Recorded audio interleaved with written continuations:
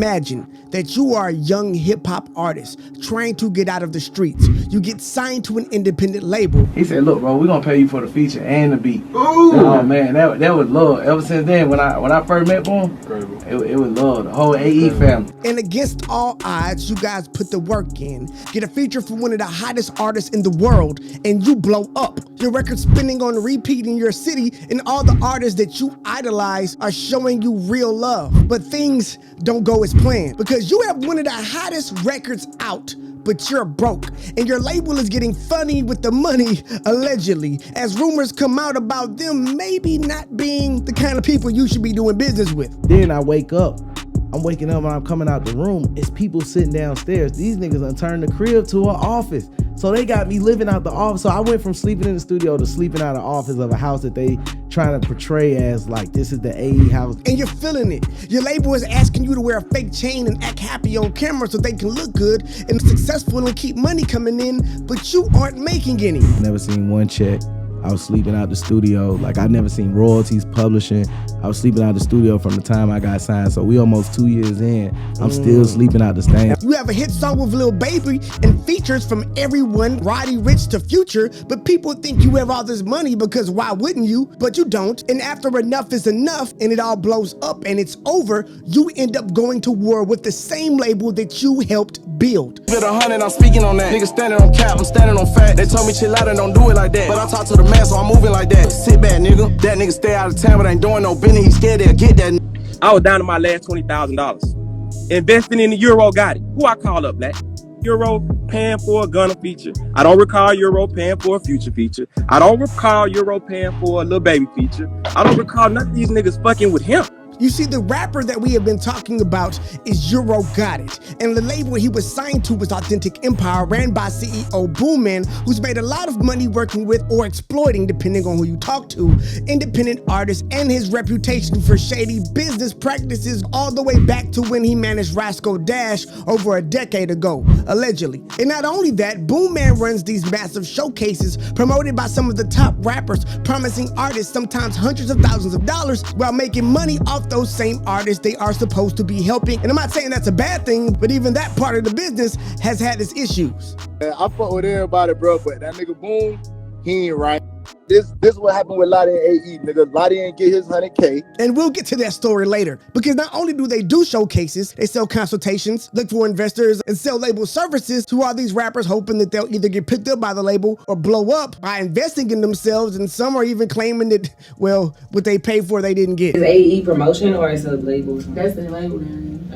He said, I heard it wasn't a label. It's kind of like a marketing. Like a marketing firm. I still ain't got no website. I still ain't got a lot of shit. You paid for it? Yeah. You see, there was a lot of moving pieces to this story, and the rumors about it have been buzzing around podcasts and the internet regarding AE, BoomMan, Euro, and the fallout for years now. And it's weird as hell, because it's like everyone knows that there's something going on, like there's rumors and now established artists speaking out, but no one could quite put their finger on exactly what was going on over there that had so many people disgruntled. Well, until now. It was interesting how they kind of catapulted their business model off of what they did for you and another person and kind of masked that in a way where it's like, come to Disney World and it's interesting. Something's interesting. I ain't got time to look into it. I'm busy. But something is, I want to know a little more about that when I get a chance. I got you, homie, because here at the Church of Joe Stone podcast, we find the most provocative stories and take them to church. And I sat down with Euro for an exclusive in-depth tell-all interview where he breaks down his side of the story and tells us about the inner workings of AE and the BoomMan machine. And you can judge for yourself if it's a scam or not. Is this just music business as usual or just straight up wrong? So most of his bread comes off of the perception that he sell, whether it's consultation, whether it's a private investor, which is the route that he take. He'll say, yo, I got this artist, you know, discuss return that he can and find somebody to finesse. He finds some Arabs, find a lot of people that he pry on. And look, I'm not saying that this is some type of hip-hop Ponzi scheme where rappers are signed, given an image and promoted with big features to then double back and make more money off the showcases and selling high-ticket label services to independents and investors, continually keeping fresh new blood coming in with the promise of fame and an opportunity that will entice these young artists to try to be able to be a part of this label or spend money with them in hopes of, having a career at some point. And all this from a label whose whole mission is supposed to be helping independent artists. And this is literally from the mouth of BoomMan himself. It's the hoest shit ever to try to tear down and knock somebody who helped you. Now, before I get to the interview, let me tell you how we got here. The blow up was big and public and went from internet back and forth to podcasts where BoomMan and Euro kind of took shots at each other. And recently, BoomMan went on Big Facts, one of the most significant podcasts in hip hop. And this would take things to an entirely different level, as now it seems like it would bring more attention to this entire story instead of trying to kill it, which I think was BoomMan's whole purpose. Because right after that, Money Moo, one of the Authentic Empire's artists who had one of the biggest songs of like 2022, even he is now coming out and speaking out about the label's allegedly shady business practices. And the recoupment was made, like when all their money was made, I'm like, what's up with that? And that's when shit got tricky. That's why niggas fell out for real with AE, because when the money was made back, niggas was like, okay, mind you, they told me that I recouped. Boom, talking about some, oh nah, it ain't like that. He went back on his word and shit. And again, we aren't talking about small artists here. We're talking about guys with some of the biggest hits in the game, with some of the most popping rappers out, and the label behind them now has their biggest stars telling the same story that sounds real goddamn similar, and it gets worse. I'm gonna be the one investing in you. I'm gonna put this bread behind you coming with nothing. I wouldn't give a fuck if he made $1 million and gave me 40,000. What's owed to you? We already got that squared away. Yeah, like just give me what we negotiated. What we negotiated. Yeah. And the problem was my contract wasn't that bad. The issue was it was never honored. It seems like decent contracts get put together, but maybe not followed. But before I get into that, and Euro's story that literally sounds like mental abuse, and this age-old tale of artists being screwed over by the machine, I'm going to let Euro speak for himself and tell his heartbreaking side of the story. It's crazy. If I tell you the whole truth of everything, nah, tell me, bro. That's what the fuck I'm here for. Come on. It's a mental breakdown, bro. Like people think like are you getting depressed at this point? Like this is a this oh is no, depressing. I've been like God honest truth, bro. I've been in therapy for 3 years. You see, I interviewed him, and I'll be giving you context as we go through it and talk, so you will understand exactly what's going on and how wild this shit is. That's the breakdown of why I need the 4,000. Say I need like 1,000 to put in my pocket, and I let him say it. I wouldn't see anything. He'll take them. It won't be for none of the break. Anything he ever said. Like, put the chain on. We gonna go get some money. Or he'll say that he got a video shoot coming on. He gotta go get a fit. He gotta go get this and the third. It won't be a video shoot. It won't be shit go on. But what he would do, we might go get some. He'll have me go buy some expensive designer shoes, record it, and show people to say like, courtesy of AE, we over here getting paid. So now niggas want to buy consultation because it look like gotta get money. Because again, it's not just about what's happening now. Some of this started back when BoomMan worked with Roscoe Dash almost a decade ago. And even though he literally just went on that same Big Fact podcast and said that they were cool recently, like less than 30 days ago, right after that, Roscoe blasted him on Instagram and basically threatened to expose him in the comments. So there's that. Again, I'm just giving y'all the facts, no disrespect. But fast forward, and now you have Euro's story and Money Moo, another huge rapper BoomMan pushed, and just to throw someone else in there because it's just so much. You have AG Lottie, a rapper who won one of BoomMan's showcases and was supposed to get $100,000 and only got 50. But to be fair, Boom did have an explanation for that. You advanced to 50K, I didn't get my other 50K. Yeah, so I did a previous event, gave the guy 50K. Gave him a $20,000 chain, add another $10,000 to his chain, went to his hometown, shot his video. So again, I don't know if there's a pattern forming, and either all these guys are crazy and all the rumors that have been persisting for over a decade are wrong, or where there is smoke, there is fire. Or, like I said, BoomMan can simply be innocent in all these situations or misunderstandings because he's dealing with artists that simply don't know better. The problem is that he's purposely going after those artists while saying simultaneously he's all about education when you knew they were uneducated.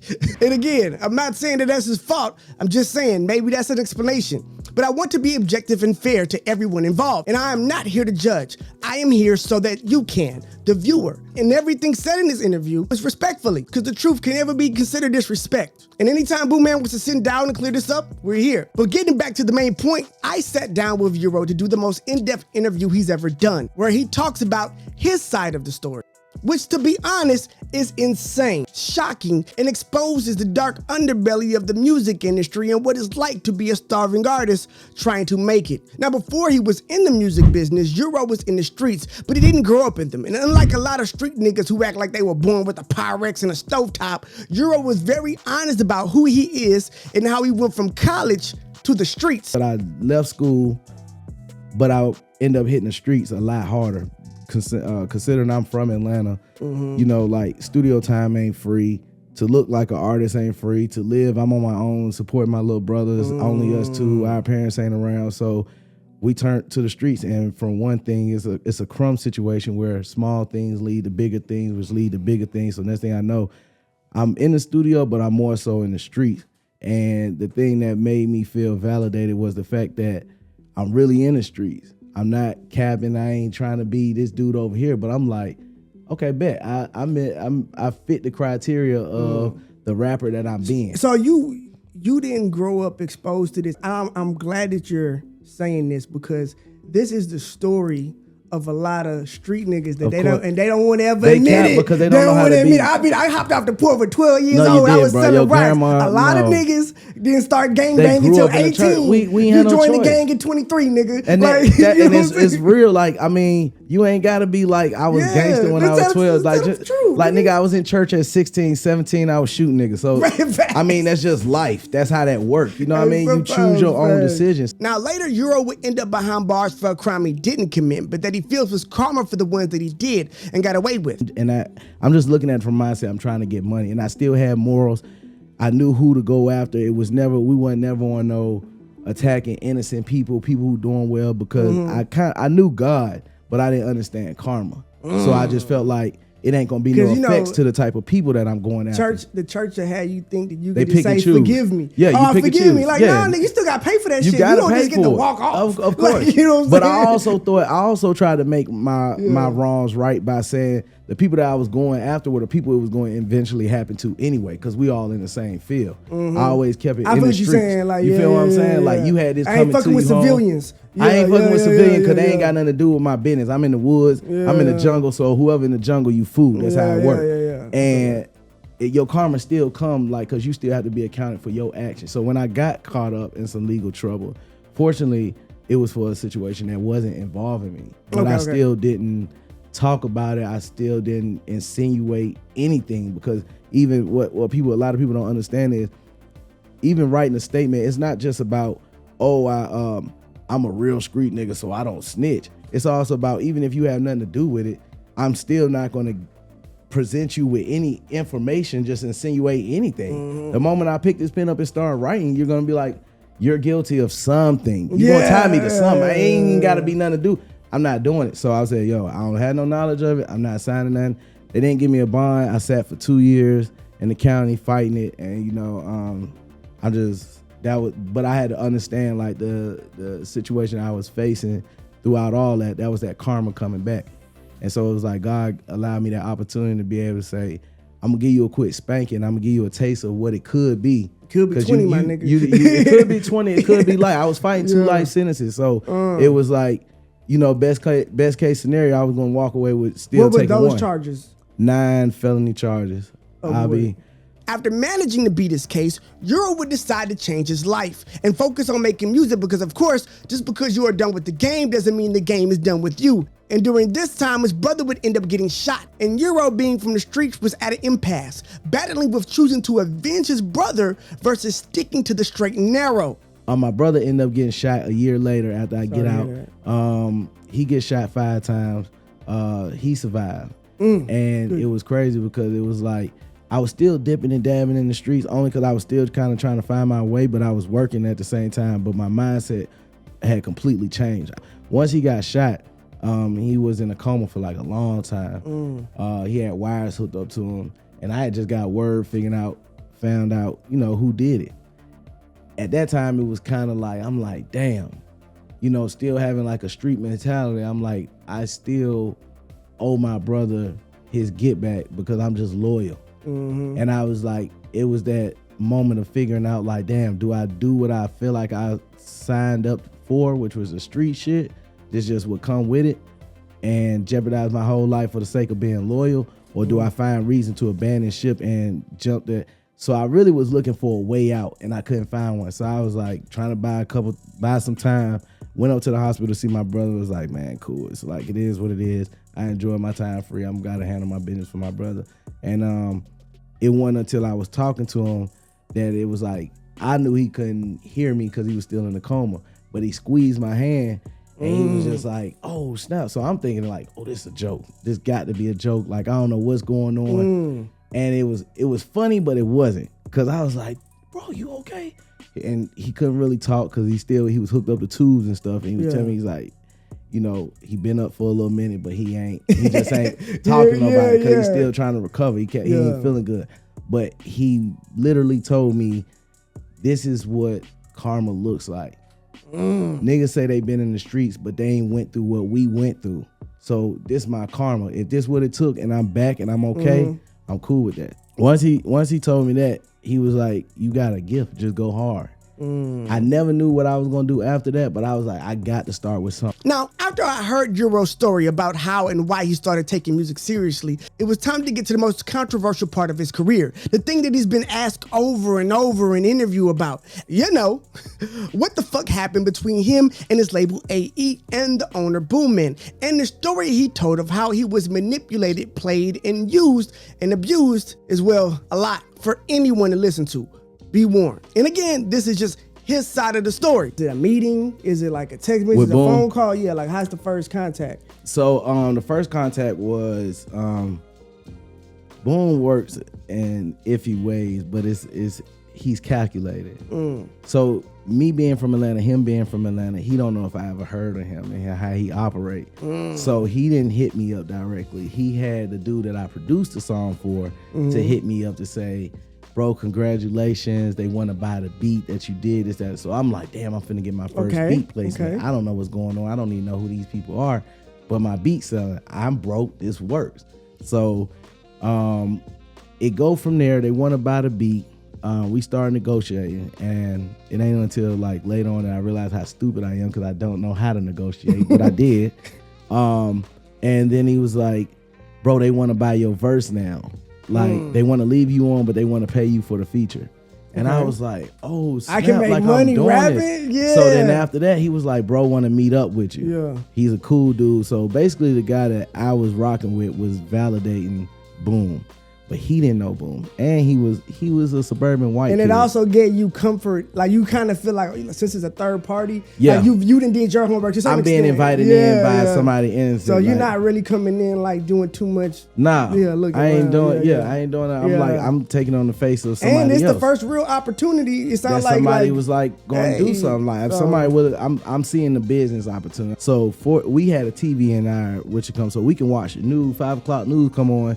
Somebody killed their grandma. We know they coming somewhere in there. They might come in our dorm, but we got to be able to read that energy. You got to be able to know who coming up here, because these murderers, these rapists, this is a violent flow. And it's a life or death situation. It's a life or death situation. So you got to always know how to read. As soon as somebody open that cell, you got to know what's going on. So I was able to do that, but church also took away that natural intuition that I was supposed to have.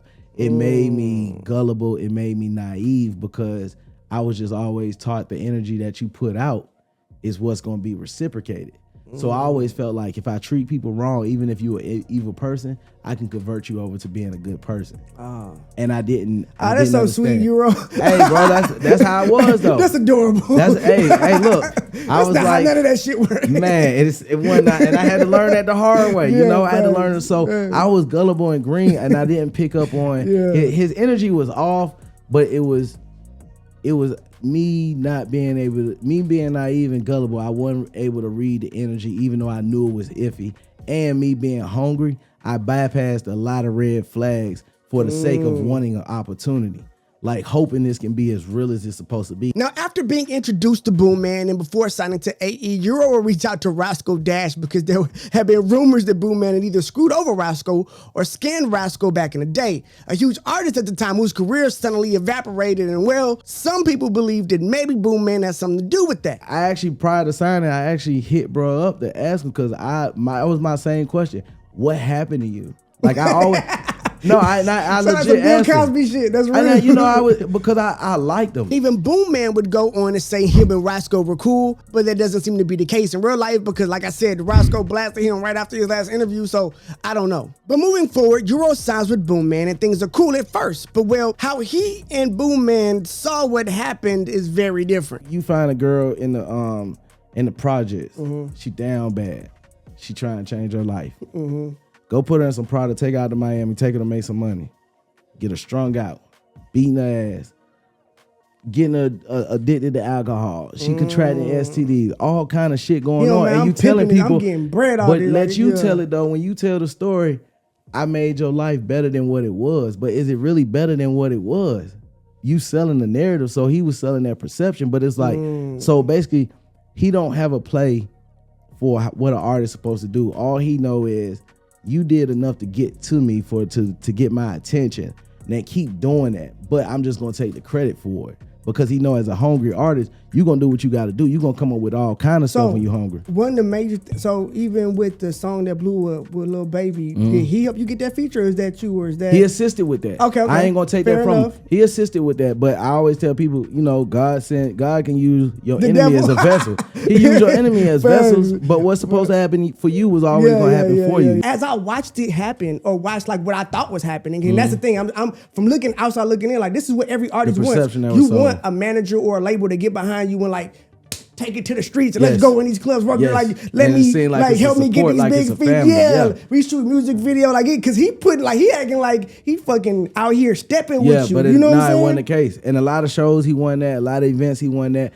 But it was because he already knew. I didn't find out till later that his name was dirty in the street. So even though I can certain places, he can't go certain places. He can't do certain things, and it's making sense because let him tell it. These places are not big enough to do this. These people are not.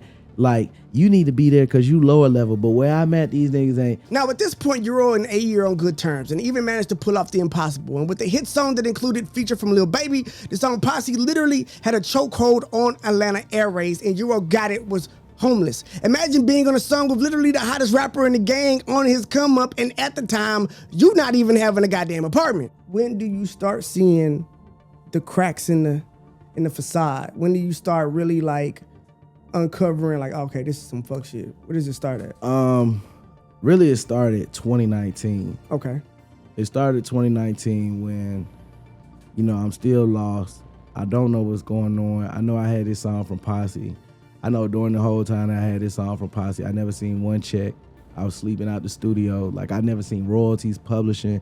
I was sleeping out the studio from the time I got signed. So we almost 2 years in. I'm still sleeping out the same. And my studio. song on the radio, nigga. On the radio, not even bro. like, I need niggas to understand, bro. I don't have a this vehicle. motherfucker in rotation. Bro, niggas don't know how. Niggas right? don't even know how I'm living, bro. Like, but what's worse than being homeless, at least from Euro's side of the story, was the fact that he felt like him being a starving artist was constantly being used against him. But that's the sad part about, like, one thing that people that do what they do with predatory behavior is understand that people that come from circumstances of having nothing, the littlest piece of cheese you give them is more than what they ever had, and they'll play on you about that and like hold that over your head like in a narcissistic manner. And you probably still like hoping things go well. Like, of you're course. not looking for it to go bad. Yeah. Because even in the let the way Boom put it, stay optimistic. Always see the positive of how it's gonna play out. As I rob you. As I rob you, basically. I'm gonna dangle this piece of meat over your head and you just keep chasing it because eventually one day you might catch it. But Euro's real breaking point came in an unexpected moment. And over something small is when he really started seeing things for how they were. And it was the straw that broke the camel's back. When artists, I guess, leave their labels or feel like they got screwed, we always think there's gonna be like this big moment, this one thing. Like he stole $1 million from the guy and ran off or something crazy like that. But Euro's story is different and paints a more gradual breakdown that comes from partly just being in the machine. And it wasn't just one big moment, it was multiple small moments and situations that started to paint this huge picture that Euro had no choice but to finally look at. Realized the same vehicle that I sat in as Boom was telling me my check was coming, he just drove this vehicle off the lot. Now, I don't pocket watch. I don't give a damn what's for one man, that's his. You take an opportunity on me, I never trip about that. If a man say, listen, bro, I'm going to be the one investing in you. I'm going to put this bread behind you coming with nothing. I wouldn't give a fuck if he made $1 million and gave me $40,000. what's owed to you, we already got that squared away. Yeah, like just give me what we negotiated. What we negotiated. And yeah. the problem was my contract wasn't that bad. The issue was it was never honored. It was just kind of like, cool, since you want to go through and redline the contract and get your stuff situated, now do you feel like, are you satisfied with how the contract look? Yeah, okay, cool. Now we a family. You don't never need to look at nothing else. So he didn't want to show like me the books. accounting, No account, no nothing. Like nothing that was spent. All it was, you owe me this, that, and the third. You in the hole, this, that. That's all I'm being told. So I'm like, I'm being told I got to go harder, but I'm never seeing the books. I came out the house, a house I had to pay rent for. I didn't want to stay in, but realistically, Boom was holding me like, I don't want to say captive. I didn't have nothing, bro. I ain't had no money coming in. So when the money come in, he's making sure he let me know the little couple dollars I'm getting. You don't forget you gotta pay rent. Like I gotta pay rent at a house that you went and got to try to shit on everybody, and you got me staying there. And so I come out the house, bro. So he would have paid. Bro, that nigga be doing some crazy stuff, bro. Like it was crazy stuff, bro. Like he showed me this big ass house, tell me we gonna get this for your crib. This gonna be your room. It's the biggest room and I'm like, oh shit. He was like, yeah, I'm gonna help you with the rent on it. We just gonna get you situated. This, that, and the third. Turn around, nigga. Like, I got it in your name. No, it's all in his. It's all in his. Like his. Bro, I don't have no ownership, got you. Like crazy shit, bro. Yeah. I come out the house, so I see when I come out the house. First one morning, I'm like, damn. And I'm telling him, congratulations, bro. I'm proud. It's a $200,000 Benz. The car that I told him, he didn't know nothing about it. I showed it to him and said, bro, this is what I'm working toward. This is what, when my posse check hit, I'm going to get this. I want to put some of my money up and then this and the third, but I know I deserve this. He pull up with that car, the same exact car, and bring another nigga that I overheard say like he ain't fucking with me, but it's Boom partner. This nigga pull up in like the new GLE. Hard on the nigga. And then the nigga come with his ex-wife who also scamming with him. She pull up in the Tesla. So his ex-wife who, you know, she part of the scam shit too. She been there for the whole time. She pull up with the Tesla. So I'm looking at a new GLE, the Benz I said I'm getting, and a Tesla. That's posse right there. And I just walked out of the house of like, I'm like, bro, I'm paying. What the fuck is going on? Because I'm still walking. None of this shit making sense.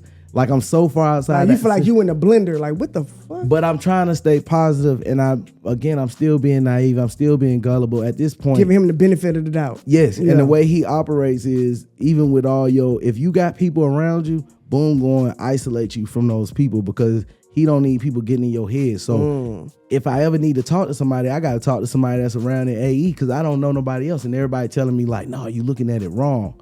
They just trying to keep my mind. I don't know about the consultation. I don't know nothing going on. Then I wake up. I'm waking up and I'm coming out the room. It's people sitting downstairs. These niggas done turned the crib to an office. So they got me living out the office. So I went from sleeping in the studio to sleeping out of the office of a house that they trying to portray as like, this is the AE house, this guided house, this, that, and the third. So now I'm just kind of like, oh, shit. Euro goes on to tell us how he had to hustle as a starving artist and even claims that what Authentic had done to generate revenue and make them most notable, like the showcases and everything else that we know them for now, was his idea, which is crazy and further takes us down this rabbit hole because I didn't think that anybody's ever heard that. Politic with different artists and get in certain rooms and certain places, but they not rocking with Boom. I guess other artists had knowledge of what's going on with the situation. The idea is I figure out how to get some money. Boom, the showcase shit. That was my idea of trying to tell Boom how I can get some more money because he was saying he couldn't figure out how to get me no money, so I got to figure that out on my own. Despite the fact, what the fuck is you here for? Bro, Ain't that the whole point? I got one of the hottest singles in the world. Nigga, do something. But it wasn't that. So when he said I got to figure out how to get some money, I came up with an idea for that I got scammed from. But I was like, it didn't have to be a scam. Basically, in so many words, you really give away 10. I said we're gonna give away 10 bands. He said we ain't got 10 bands to give away. No, listen, we're going to say we're going to give away 10 bands, but we're going to get 10 bands because we're going to charge $500 for a ticket to you're going to get anywhere between 50 to 75 people to show up, maybe even 100. You got your cap. You're going to give away the real 10K for real because, I mean, what is this going to hurt? You're going to spread the name. We authentic. This is what we doing. So give it away to an independent artist. We got a little budget. And then you got bread in your pocket. We playing the venue. So I said, let's play that game. Everybody win. Nah, I like that, bro. But you getting too business, man. Don't do that. We ain't gonna do that. All right, cool. Quit thinking about money. You pissed me broke. Basically, I'm still struggling. He said we can't do that. I come up with the live review idea. I realized how my live review going. My live was going crazy because I let people come in, play their music. They want to talk, and I'm like, damn. I'm realizing my views going up and growing off of live. I'm like, yo, I can monetize off of this. I could charge niggas to come in and then still kick out a cash prize to whoever I feel like had the hardest song. Again, I ran the Boom with the idea. And he's like, nah. Can't do that, bro. You getting too far into the business. I get you want to make money. You going to, his thing was stay on Instagram, keep being happy, pop shit, buy shit. That shit sound evil, bro. I ain't gonna lie. That's how the game works. To be honest with you, I heard the story. I heard the rumors. I seen talk about it on Instagram. It's really just hitting me like how like fucked up this is. Like this is not cool. Like you were a kid trying to make it. You trying to like you trying to do the right thing, trying to get out the streets, and now you gave him the benefit of the doubt, even when you start hearing all the bad stuff, even when you seeing the bad stuff. For sure. And you really kind of got like that industry standard, like you hear the horror stories and you had to live it, bro. Like you lived that shit. But I ain't gonna cap. I never heard the horror stories either. That was the crazy part. I didn't hear horror stories. So you never even heard like rap the bad stuff in rap. I was green. I see in movies like how old time people. I didn't think that was going on today. I'm green. I went from church to the streets. I didn't have that like middle ground of like people sitting down telling me. So you gotta understand, I'm brainwashed here and then I'm brainwashed. You ain't been in hip hop long enough to like see like Diddy fuck over like you don't know. I even heard of that, but I don't know what the fuck. Yeah, you went into it. I'm like, bro, I'm a nice kid. Nigga ain't trying to fuck me over, nigga. I'm an honest person. Like, bro, I think we just doing business. Like, That's all I'm thinking. Rap, I get paid. That's all I'm thinking. But what I would say in the midst of all that, why I don't feel bad for artists today, what I went through is really what people got to learn about how business work. Like, I think what we fuck up as people like to depend on the fact that if I be nice to you, oh nigga, this is business. If I'm at the trap house and I want to go and buy me an ounce of weed, that is, if I don't know my business and how to sell weed or sell anything, I can't rely on being nice for somebody not to fuck me. You got to know the business. It's a business. And I appreciate this moment because Euro takes accountability here. He was naive. And it sounds like to me he knows he could have navigated this situation better. And maybe this is a situation where, I only did what you let me do. But at the time, Euro didn't know what he didn't know. And the music business works best when the artist is ignorant. We've seen that for literally decades. So it's like it don't give people the right to do what they do. But it's like you still got to know for yourself because you will never get hold when you know your business. You know what I'm saying? Yeah. So I did regret that because I do regret that, and I would just tell people like know the business firsthand because people gonna make that decision whether they're gonna deal with you or not.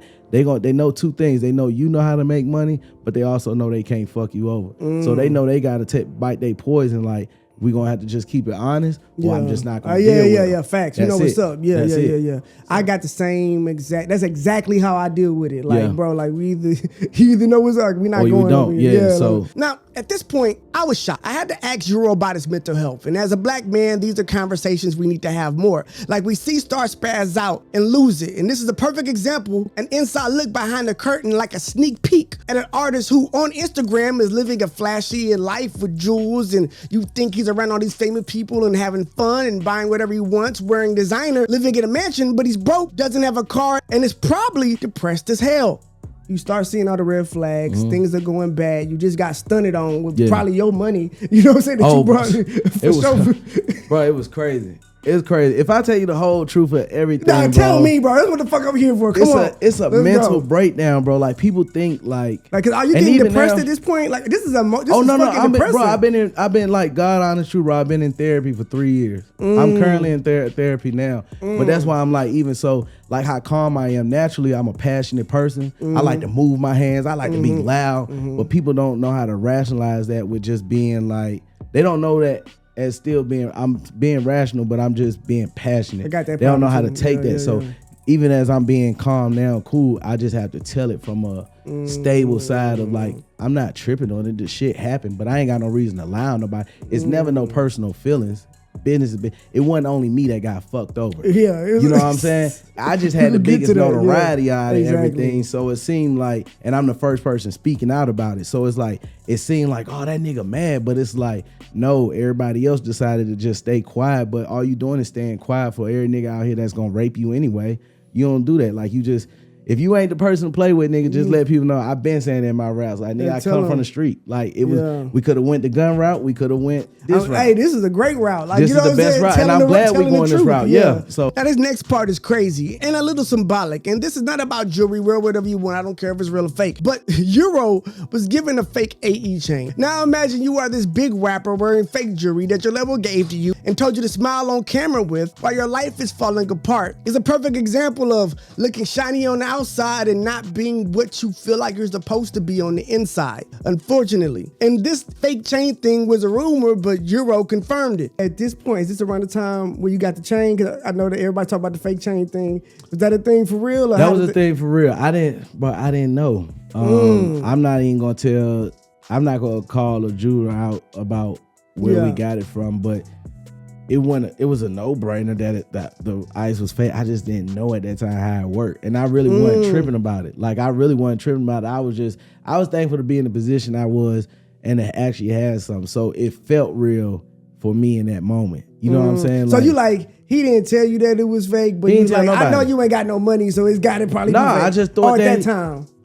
Boom was coming across bread, but he come across bread because, again, he sells perception. Now, this is where things get a little crazy. Euro starts going into detail about how allegedly Boom would use his rap image to scam investors, basically hip-hop pimping him in this wild story that I did not see coming. But it's this the perception, shit sound bro. like, bro, it's like the amount of energy and time that he spent in that, like the focus of like creating this facade. Yeah. Like you hear about it, but like, real, yeah, bro. like it it's could like, really be real. Yeah, like like you said, it's only like a couple steps from like we don't have to do this. We like don't this is the have way to do you this, doing bro. it. Well, faking it till they made it, and part of me respects the hustle, but the other part of me cares about the ethic. I'm not here to judge, but I think if you don't get nothing out of this interview, is that don't believe everything you see on Instagram and hip hop video. Now, Euro finally drew the straw when he got a feature from one of the biggest artists literally to ever walk the planet, Future. A feature that should have got him out of here. If y'all missed that reference, you ain't supposed to be watching this shit. But the feature was supposed to change everything, and it didn't. And Euro feels like that was because the label mishandled the feature and didn't do what they were supposed to do, and again, allegedly got funny with the money. Now, I wanted you to listen to the rest of the interview so you could just hear Euro speak, hear where he's coming from, and see if you feel like he's telling the truth. And again, I think Euro is. I think he's telling his truth. I do believe every person involved has their side, and I do believe BoomMan also has his. Again, I want to be fair. I want to be balanced. BoomMan could come sit down and talk to us and clear up whatever he wants to clear up at any time. And I genuinely hope that they can sit down, maybe everyone involved, and find some type of middle ground, some way that we can understand each other and get past it in a peaceful manner to show that hip-hop can be something that brings people together and not something that always tears them apart. And we've seen too many times in hip-hop where people come in together, are supposed to be a family, and it just doesn't work out. And this happens when there's big sums of money involved, when there's fame, lights and cameras, and action involved. And I would like to see a positive solution to the end of this. When you said this is enough, Feature, yeah. So what happened? At this point, it was so crazy because I always wanted to work with Future, and I'm grateful that I did work with him. I'm blessed for the verse that he put on there. Future really a great nigga. I always looked up to him. He contributed a lot. He got a lot to do with my career as to why I pushed the way I did. So I was grateful for that milestone, that opportunity I had to work with him. However, I knew once this song didn't go nowhere, I was already really headed out the door because I was like paying attention. By this time, I got the Baby feature, I got Yellow Beezy feature, I got a Gunna feature, I got Rich Homie Quan feature. I'm working with everybody. T.I. fucking with me. Like, it's a lot of people, but it's just not going nowhere. It's not progressing. So I'm trying to figure out where the steps at. It was nothing going into the marketing. So I knew once this didn't work out with Future, I said, bro, if this shit don't go crazy with Future, and Future fucking with it so hard, I know this has to go. He fucking with it. Like, everybody I ever did a feature with always fuck with me, and I'm grateful for that. Like, they always fuck with the song. They always show me love. I knew, man, I got Future. I got the Wizard on this bitch. Like, it's out of here. When it dropped, and it didn't do nothing, I knew what it was. Boom understands the game to where he went and got a distribution situation, got the bread, went and bought a Cullinan, went and splurged the money. So how did you get all these features? You got them off Love? Like you just networking and I got 2 songs off Roddy Ricch off Love. That's right crazy. When he flew to Atlanta. He hit me in the DM, was like, "You hard, bro." Shout out to Roddy. I love him to death because I was watching him and I wasn't a hater. I just was like, I already had my heart broken at this point because I'm bigger than niggas in Atlanta. But I was just like the type of my mindset, my heart was like, bring these niggas up. So I'm like in everybody DM like I want to work. I just wanted to work with them because I'm like, nigga, you deserve a chance, you deserve a chance, you deserve a chance. It's just that's my heart. So when I'm watching, I'm getting shitted on by niggas who ain't got, these niggas don't have half the follow. These niggas ain't got half the motion I got. So it kind of, now I just got to kind of play the watching game. So I watched Roddy. 2 days after watching Roddy, like he hit me, you hard, bro. Say he was coming to Atlanta. I thought he was bullshitting. Once again, Boom face so fucked up. So here I am. I got the hottest song in Atlanta and I'm still moving around dolo by myself. I link up with Roddy at Blue Flame. The nigga showed so much love through Money the Posse, Rap Posse. I went to go tell the DJ he in here because he just dropped, what was that, Out the Box? Yeah. Yeah, he just dropped Out the Box and I'm saying that right? Ain't that what He just dropped that. Yeah. So no, my bad. It was I've been balling out every season. That was the first one he did, right? Yeah, he dropped that. And so that just started getting some motion like about a week prior. And then, so I'm like, oh shit, come on, I want to tell the DJ. And he was like, nah, bro, I'm chill. I just want to see how people react. He was real humble. We locked in the studio and we knocked out 2 of them. They was hard. Mulatto, before she hit her plateau of where she is now, like even she was grinding, putting that work in. I was catching her at like the high school pep rallies. That's how we linked up. You know, I ain't coming her on no foul shit, like trying to hit or nothing like that. I just kept it business and she pulled up to the studio. We locked in. We knocked out like a song and a half or something like that. It was just like the people that showed me love, bro, gratitude. I ain't get them all off feet. Rich Homie showed me love.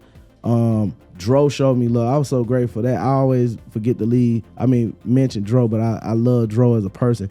So all the features I got outside of having to deal with that's Boom. a hell of a discography. That's a hell of a, like, I don't think it's probably it's guys right now on the radio, whatever, ain't got that type of like, you know what I'm saying? Like that's crazy. Like that's crazy. Like what that's, and like you said, I'm glad that you were smart enough and you was like, bro, if this is fucking Future, we're in Atlanta. Nigga, I'm in Atlanta. I'm in Atlanta, with a Future feature. Come on, bro. I just went crazy not with Baby that, but it's not like Gunna. I ain't buzzing. So it's like, what are you talking about? It wasn't making sense. Same thing, the Baby. When the Baby had that moment where he was on top of the world and we got a song out and the song hard and the Baby liked this shit too, I'm like, bro, this is crazy. And then it was really the mental game that it was like a lot of people, I want to say shout out Fujiano too, Free Fu.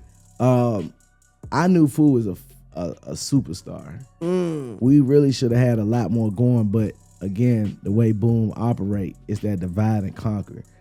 If I was with Fu and I could have listened or paid attention to how Fu moved, Fu got this situation because he wasn't going for shit. Me, I was naive, gullible. Whatever you say, bro, I'm with, I'll do. You tell me, give me all my money, I'll do it. That was just me. Fu like, you know, I'm cool, nigga, but I'm here for business. I ain't playing that shit, nigga. You ain't, what we doing? Get me situated. Yeah. It wasn't no bullshit with Fu. We should have been a lot closer, but what Boom tried to do too was he plays the mental game of it's time for you to have this feature because this feature is going to get you here. And then he'll tell me to come to the studio and the feature will be for somebody else. So like, for example, what? Yeah. So like the Lil Baby feature. Oh, wait. Like use your clout to get the feature and then put on a different artist? No, he'll tell me hey bro, I need you at the studio because you about to do a feature with such and such. Okay. I get to the studio and he really got the feature for Fujiano. But it was like, you just wanted me there because you want to break my spirit. You want me to get mad. You want me to be that, bro. I'm telling you, it's that kind of grimy shit. Like, no, bro, the nigga, I don't even realize y'all don't understand, bro. Y'all don't understand because it's the perception. What Boom tries to do, bro. That's heartbreaking, bro. That's so. If you when you a street niggas don't think with the capacity that you supposed to have when it comes to business. They don't know how to. That's why you hear niggas say all the time, you fuck me over, nigga, I'ma spin. Nigga, you in a different, you can't spin, nigga, you sue. You know what I'm saying? We doing business now. If you have to snitch, and then the street guys don't want to do that shit. But they don't, and they stay And loyal. he know They that, don't and take I feel like that's like that's why he only use street niggas like you. If you think the way I think, you say fuck my CEO. My CEO really is a bitch. But because I ain't no bitch, I'm gonna get my straightening for that nigga, even if he don't. Not knowing that once I trick myself off the street, this nigga just go gets another artist. That's it. That's all it is. So he really just hiring security guards. All the, even for real. Like, the niggas so is like hard, but he trying niggas to like he's signing niggas to keep. So he every like time playing like nigga, a balancing act. Like that's what he doing. That's what he doing. But if you know, I never go after none of the artists because these niggas ain't got nothing to do with what I'm talking. I ain't addressing them. Them niggas hard. I wish the best for them. You know, it was one slid in my DM talking about, nigga, fuck you, where you at, what you on? I said, hey, bro, I ain't got no smoke for you. It's all love, bro. I don't think this about you, bro. And he left it alone. I left it alone, but I understood where it was coming from. These are the games that we have to deal with. Man, I'm so sorry to hear this shit, bro. Man, nah, it's you real. fucking me up, man. I thought I knew more, and then like hearing you go dive into it, it's just like it was like mean, bro. Like some bro, like no, I got another one for you. Okay. It's another artist that he brags about. He gave him a car. Okay. And he likes to use the term, I had my car repoed. So by the time I went and got a car, I had to save my money up because even with all the scam shit he had going on, even with all the credit shit he got, I was never put in a position to clean my shit up. He'll tell me, hey, I need you to pay 2 bands for this financial literacy program. Mind you, I'm an artist. What the fuck am I paying for, nigga? Like, I started all this shit. Like, what are you talking about? I paid 2 bands. The nigga scammed me off of that. I don't get anything. Scam your own artist. Like, I didn't trip about it. I said, cool. I'm going to go get me a car. I go and get me a car. I go get my dream car. I don't tell nobody. I just pull up. When I pull up, you know, everybody like, bro, congratulate. They happy for me. He the only nigga like, why would you do that, bro? And it was like, what? So I felt disappointed because I felt like I let him down. I thought he was going to be happy that I went and got my own shit. So he pulled me in the room and tell me, how much you paying on your car note? So I tell him how much I'm paying on my note. He's like, you like that truck out there? I was like, hell yeah, that's probably gonna be my next vehicle. I'm probably gonna get something like that. You ain't got to get this one. You can get this one. Sell your car. The nigga told me to sell my car, jump in the truck, just take over the note and just call it. He was like, I can't really keep paying on this note right there. So I thought he was asking me for help and I was just kind of like, shit, I'm being green. I said, cool. Bro, you nice. So you got a car that you really want. So was the note the same or lower or higher or what? It was a bit higher, but I thought I was helping. Come on. I know. Get the fuck. So he hit you with like, let me put you to the side on some mentor shit. You know, yeah, young buck, you even after all money. This shit going on. Don't be flashy. He give you a higher note? He gives me a higher note telling me he can't. But let me tell you what he do though. This was crazy. I get the car sold, bro. No bullshit. And by this time, I'm like, oh shit, I think I see where this is going. Like, cause I'm already kind of on my way out. I'm just kind of thinking I'm on my way out because I'm tripping. But it was only him telling me I'm tripping. But I'm just trying to check off all the boxes just to make him happy. I'm just trying to make him happy, bro. And it's like, he playing me like a bitch. Like, you know how it is? Like, hey, you acting like she can't do nothing right, but it's really you playing around really. So that's what was going on with me. So I get the car sold. I called him and say, bro, the car is sold. I need to come pick up the truck. The nigga tell me I can't do it. And I said, damn. 2 days later, called me and said, I need you in the office. I said, bro, what's up with that truck though? Like, I ain't got no vehicle now. I have to drive up, bro. I have to drive up to the office in my girl car. And I see another nigga pulling up in the truck. Oh, cool. So he's still paying the truck. And letting the nigga drive the truck or whatever their situation is. I'm not getting this truck. So you been sold your car. Now you don't have a fucking car. And then he hop on live and said, nigga is mad because the same car he got repoed, I gave away at a showcase. That's how the shit, bro. I'm telling you, the shit is crazy, bro. The shit is crazy, bro. And honestly, bro, you just such a good person. And I was gonna add this at some point.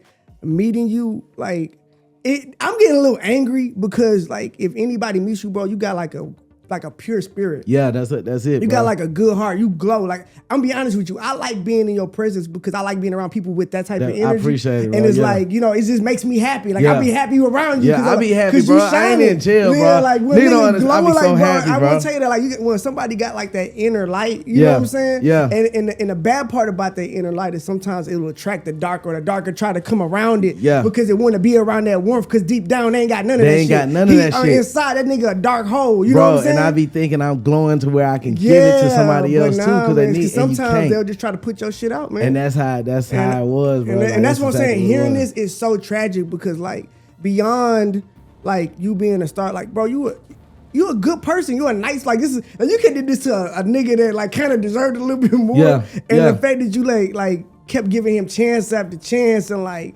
getting strung along. You're not getting strung along because you're stupid. You're getting strung along because you just got a good heart. I got a good heart, bro. Like, you don't even understand. When I tell you, bro, I took care of the nigga kids. I could tell you stories about like shit that went left for his kids where I had to step in on daddy mode. Like, you know, kids looking at him, bro, you a deadbeat. Like, for real. Like, your kids there, but you only glorify them to try to get consultations or get some money, or you willing to exploit your kids for them.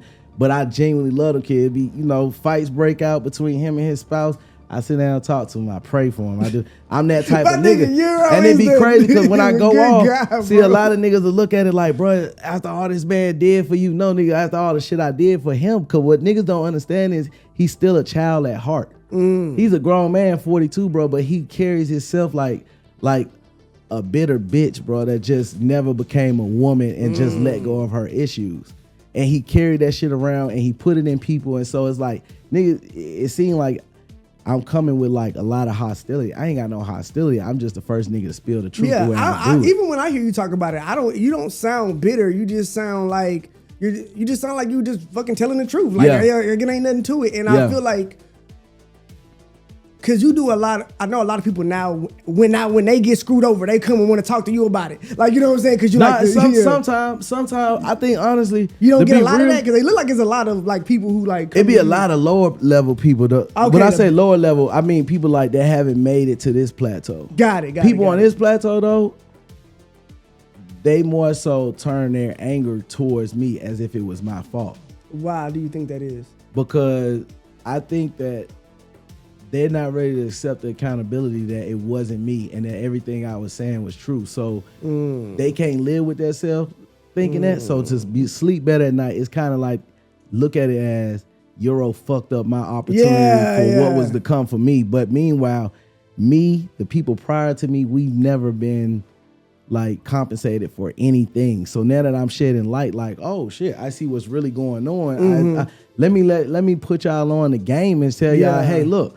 That's all. I'm just educating people, but you will get people who just kind of like, they have to find a way to just feel like I don't like this nigga. I don't like his positivity. I don't like how he move. I don't like how bold he is. I don't like him talking about. They can't find no blemish. And that's because it's kind of like I take accountability. If I'm gonna be ready to throw dirt or call you out, you gotta be ready for it. I gotta be ready for it, nigga. I'm be ready for it. And if anybody ever call me out about anything, nigga, I can own up to it. I never sit up here and say, nah. Yeah, I get it. I own on the same game, nigga. And so because they don't live like that, it almost seemed like when Steve Harvey was telling women how to think like a man. It's like I felt like, nigga, what the fuck? You lame as hell for that. Because I felt like he was giving away game. But it's like now that I ain't knowing that, it's like when you were mature, you like he really just trying to educate women on how to navigate more. Right. But he was giving away my sauce for how I was maneuvering at the time. Like, you tripping. He's so overwhelmed by what's going on. I know how Boom is. Like, Boom is calculated. So he think he know the old Euro, but again, I've been in therapy for 3 years, so I got control of the whole situation. I pick it up when I want to. I bully that nigga when I want to, and I stop. If I feel like stopping, I'ma stop. I don't give a fuck what people got to say about it. It's like you messed over the wrong one, and it's just kind of like I'm gonna talk about this shit, bro. And I'm gonna keep talking. I always been like that. You know, we sit up here and rap on songs. Oh, nigga, I'm gonna spin you, nigga. You try me, nigga. This is my spinning. This is how I'm spinning. I'm gonna humiliate you to death. But you know what? That's what I was gonna say. You just reminded me. That's what I was gonna say. Until Boom decided to actually sit down and I can feel his apology from a sincere place and not just to make me stop so he can start back again, I would never stop, bro. I don't care how nobody feels. that's crazy because I didn't even think that was on the table. So you feel like you would sit down and hear I will, side. Regardless, because I do give people the benefit of the doubt as humans. You are human. Yeah, you we make mistakes. Of course. I just want even you to when stop, you do bro. stuff. That's all I'm saying. Yeah. Or get the hell out of Atlanta with this Yeah. shit, bro. Like, because the flip side of all that was, while I'm sitting on putting this fake face of how happy I am, and I'm not knowing the business of people getting scammed out of $60,000, $100,000, $20,000, their last dime, even $500, I'm telling people, I'm recruiting people. Hey guys, I'm happy. Come on over here. Hey, where's that? So you are a part of. Not only are you a part of it, but like you use me to help trick other people. Like I'm the victim. You help the victim victimize other people. That's crazy. You know what I'm saying? Yeah, so now so, it's like yeah. me having kids. What if somebody ain't healed from that and they see me out and they think that I'm a property of his? Mm-hmm. People hurt what's attached to you. Even when we in the streets, all that, we don't hurt kids. Well, nigga, we hurt whatever attack. We can't get to you, nigga. What's next? And bullets ain't got no names. Don't have it. Yeah, And even whether it's not bullets, whether it's just Yeah. like harming anybody, you just never know what's on people's mind. And so it was like you put me in that predicament, and it was like I did everything to shelter your kids from that. Like, you know what I mean? My kids protect. I ain't going for nothing. So when you so now you ended the relationship. Mm-hmm. I know that was very public, crazy. I think when I first met you, was that right after that, bro? I think that was way later. No, it might have been a little bit. Yeah, I think so. Because it was so fresh, and this is a story I wanted to tell on the show too. Like it was really cool when I first met you, me, you, and Son. I think we was walking down like Midtown. I don't know where we was at, but we was walking through, and like we went through the mall and everything, and it was like being with a hometown hero. Right. Like, you know what I'm saying? Like Okay. you know what I'm saying? Like I'm seeing people like Son said, like a fucking homeless person, like this guy. We walk in this store, we in the mall, like damn, like, you know, and this is well off their posse. And it's like, okay, like the streets is like it's like regular people. Yeah. And then even then, I don't even know if you remember, but someone brought up the situation. Actually, multiple people Right, kept all bringing the it up time. like in person, like All the regular, time. like not just strangers. Like you don't even All know the these. time. That's crazy. All the Oh, so time. you get that. I get that all the time, but That's I be crazy. grateful for it, bro, because Yeah. it's like I think the only thing bigger than being known for music is being known as a person, because people will never forget that. Music come and go, but it's like, and even today, I'm not really known as a musician. People know I do music, but I know, you know, even my streams are still, they're impressive to be independent, but it's like music is not, people don't look at me and say, that's the nigga who do music. It's like people walk up and say, that's the nigga, bro, you saved my life. You helped me save money. Where is Euro Gotit? What is the plan? What are we doing? Like, you know what I'm saying? Like, what is your vision? How do you see this thing playing out? Like, and also, well, yeah, I want to know that first. Yeah. Well, really, I'm like in a super happy space. Beautiful. That's what I really want. That's what I really wanted to know. Yeah. I am, and sometimes I feel like I don't really know if I love the place of happiness, but the things that come with it are also a crutch, because it's like with me being happy, I love being at home with my wife, my kids. Mm-hmm. You know, we sit and talk. We buy property. We invest in different businesses. We got a successful YouTube. While that's fun, I still got my passion for music, but I don't give a fuck to be on a nightlife, so I don't be outside. I don't care what these niggas talking about. I don't care. But it almost puts you in that place of a complacent situation. Like, what am I tripping for? Like, money coming in, more money than I ever made off of music. Like, I buy clothes all the fucking time, go where I want, live how we want, eat what we want, when we want. So it's like I have no complaints. I always wanted a whole bunch of kids.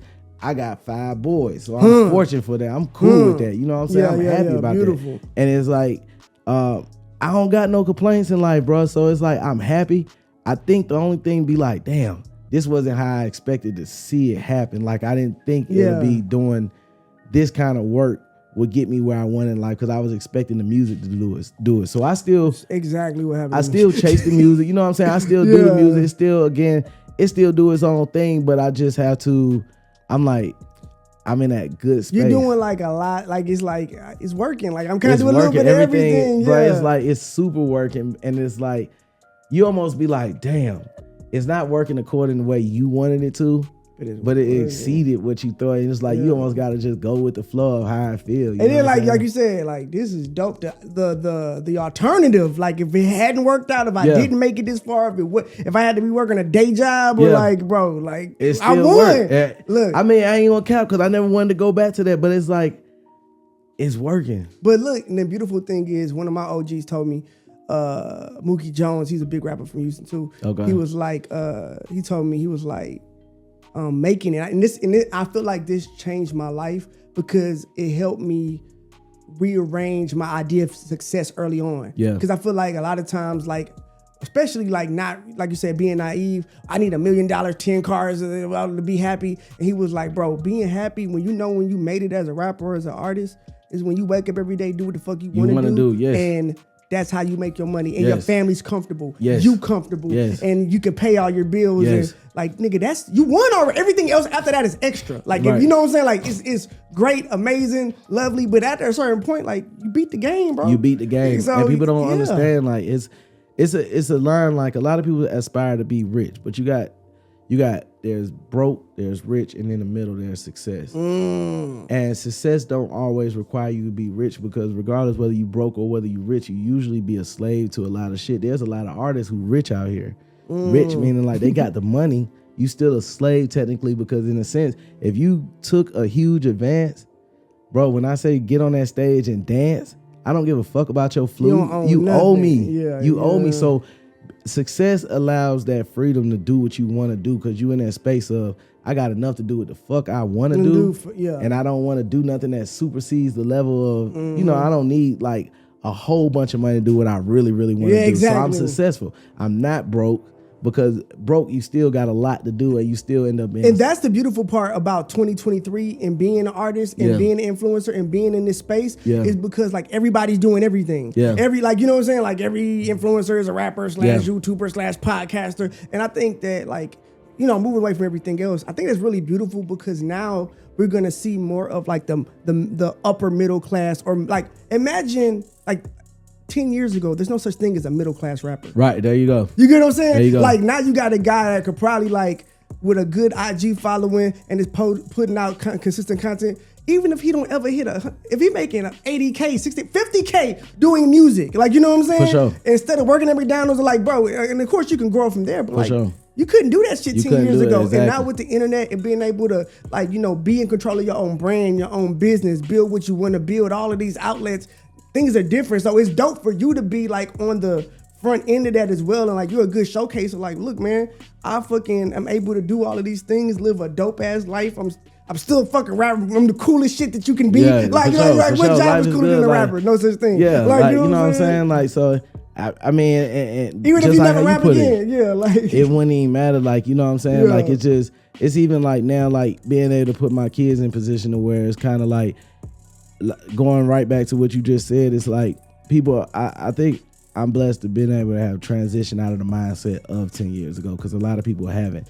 BoomMan run the scams that he run and the other independent labels because ultimately what we saw on TV were people signed to a label and become successful. That was the perception that was sold. Yeah. So today, if you don't get out of that mindset, you can get manipulated into believing you're running to a label when in actuality you're running to a service selling business that ain't gonna do shit for you. Because people you'll see it all day.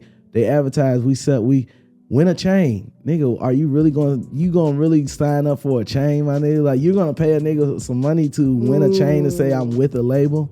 That doesn't equal success. You know what I mean? Yeah. So being able to control our own narrative is really like a sense for like individualism for like content creators. We don't need to you don't have to rely on a label to become successful. They can come and look at your numbers, and whether they give you an advance, whether you get a distribution situation, a publishing situation, you can work out a lot of things on your own without having that foundation of thinking you need somebody to walk you through the door. And I'm not going to keep you too much longer, but what would your like main advice for artists coming into the game? How would you position? If you had to start 2023 Euros like 19, 20 coming in, what do I do?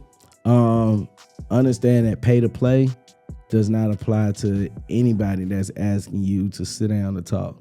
That would never happen. Until McDonald's tell you sit there, when McDonald's tell you pay us to pretend like you're hired and maybe we might hire you, then I mean, you don't pay a label like under no circumstances, never pay nobody. And again, I never went through that process of having to do that, but for people who really believe in yourself and think that they paying their due diligence, ultimately you're subconsciously cheating yourself, because all you're really saying is, rather than me sit down and figure out the game how I'm supposed to, I'm just gonna pay somebody to take care of me and put it in their hands. And that ain't never the case. Like, labels will never ask you to come out your pocket for anything, for that matter. So if that's the route you choose to take, like, you know, hoping to get discovered, whether it's a showcase, whether it's a consultation, anybody that's soliciting any kind of services outside of marketing or anything that you've seen prove itself, don't go for it. Even if they tell you I got a track record, they're gonna sell you all.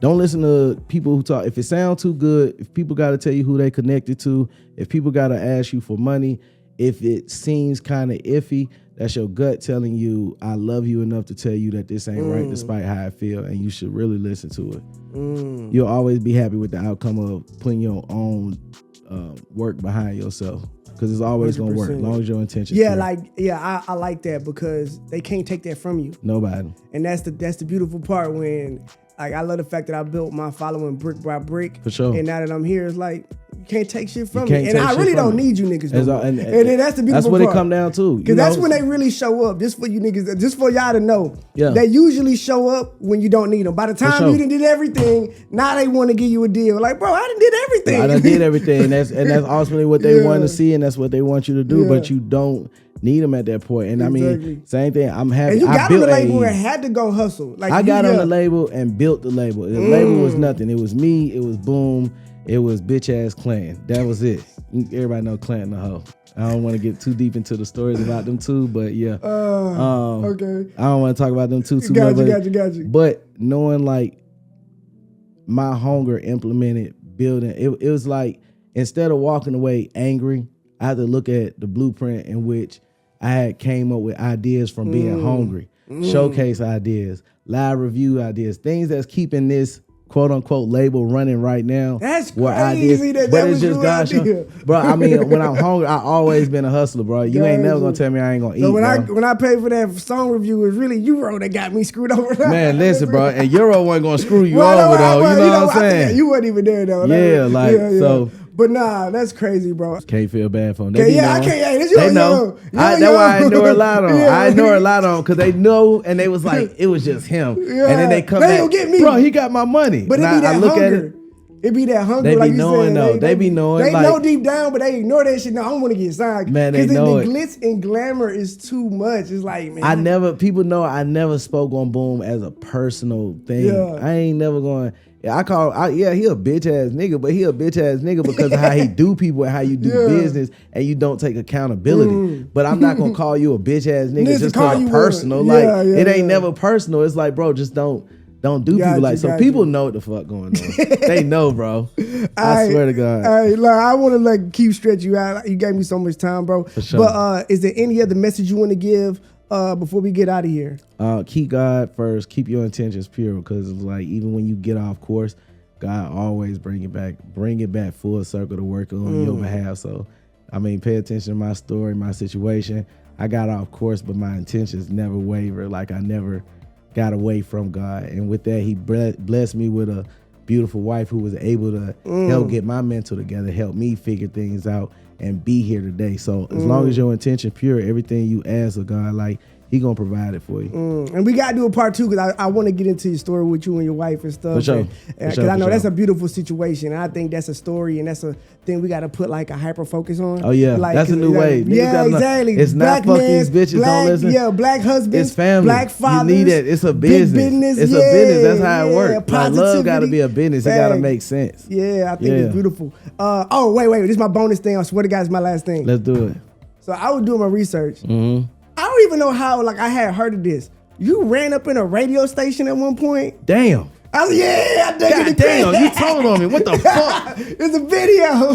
Bruh, all right. I'm going to give you the quick rundown on that. I never even put that shit out publicly. And I'm going to be honest, when I went in, I did record it, but I recorded it not for other people. It was only in case a lie was gonna be said.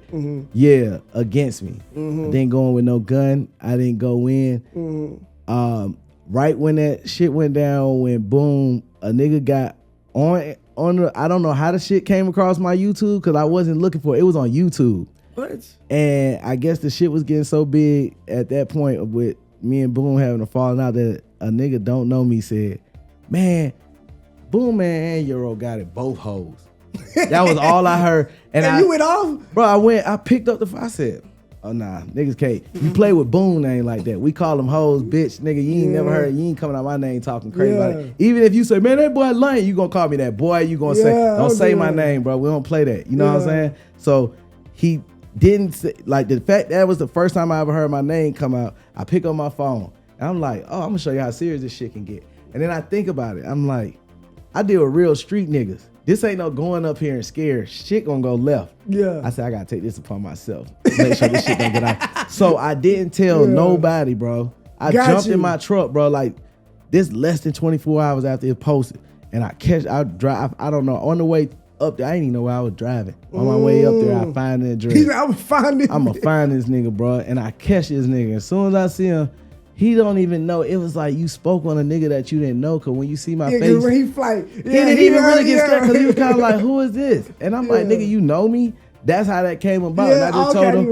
Told him it was like, but that was part of me learning. Like, I can spaz without using violence. And I simply told nigga, I'm not that nigga to like, don't play on my name. Yeah, bro. I think it was a stand-up way to address it, honestly, like, cause you were being very aggressive, but the things you were saying was like, bro, I'm a man. Like, I'm a man at the end of the day, check that shit. Like, I ain't come here to, you know what I'm saying, it put a gun on left. you. Yeah, it could have went left. If there ain't nobody in here, you know what I'm saying? 100%. Yeah, like the video was crazy because you walk in and the guy behind you can tell he think it's about to go down. Oh, he knows about to go down. He got the fuck out of there first. And really, niggas ain't, I'm gonna tell you, it's funny. Niggas ain't really start relaxing till you said you ain't have a gun on you, because niggas really probably thought it was up. But you gotta let nigga know, bro. This Atlanta, bro. You not gonna speak on no nigga name, bro. You don't even know me, nigga. Like, I really got a rap sheet out here, bro. Like, this shit real. I'm gonna pop up, and I'm not gonna put it on the ground. It's crazy. You the first person like to say that. I heard people mention it to me, but it ain't never come across no interview. This ain't no Instagram shit, bro. I stand for my respect. Everybody get respect. I had to like find that hoe. Like, that was crazy. Yeah, that was my last thing. For sure. Give the people your socials, bro. Oh yeah, TikTok, IG. They deleted my Facebook, but I do have X videos. You can. I'm kidding. I was like, how they delete your face? No, okay. They did delete Pornhub. They did. I don't know where my Facebook happened. I don't know what happened to that, but everywhere. Euro, EuroGotit. But when you go to all media platforms, I have nothing under Euro Got It up under there. It's under King, King. That's the name that I rebranded myself in.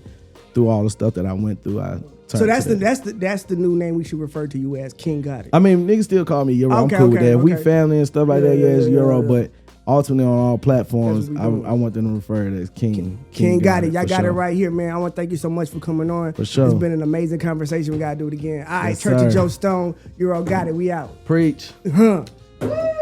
But this is my thing, and I want to address this on two levels. The first level is this: in general and respectfully, either you were doing things for the community or to help independent artists, or you aren't, and you were just doing business. Those are two different things, and we need to move away as a community from using that shit to sell shit to our people. What do I mean? Every time someone drops a credit course, every time somebody drops a real estate or trucking course, it's about helping our people. No, you're selling a service, and quit acting like you're Martin Luther King when you're not, because that changes the way people view you and the business that you're trying to do. And now you've applied these ethics that you have to stand by and stand on. And maybe Boom is just doing music business and they don't get it. But because he is purposely going out of his way to find fledgling artists, ones that he makes videos about wanting to help and trying to teach, but then is surprised when they are as naive as he knew they were. Like, these are the ones, like, you went after this person. You want what? I'm not saying that it's wrong, and I don't know if it's something that's happening slang on purpose because those are the easiest to use, or if that's just what comes with the territory of doing business on that level. Either way, I'm just letting these stories be told so that the average person can understand what's happening here. We've seen our people, black artists, be used and abused for decades in the music business, and now you have a man as powerful and as important to the culture as we can admit BoomMan is, who is black and is an exec, and we have to be able to hold people accountable because you are aligning yourself with the young and vulnerable part of our population. And even if we don't hold people accountable, we should at least listen to the victims when they speak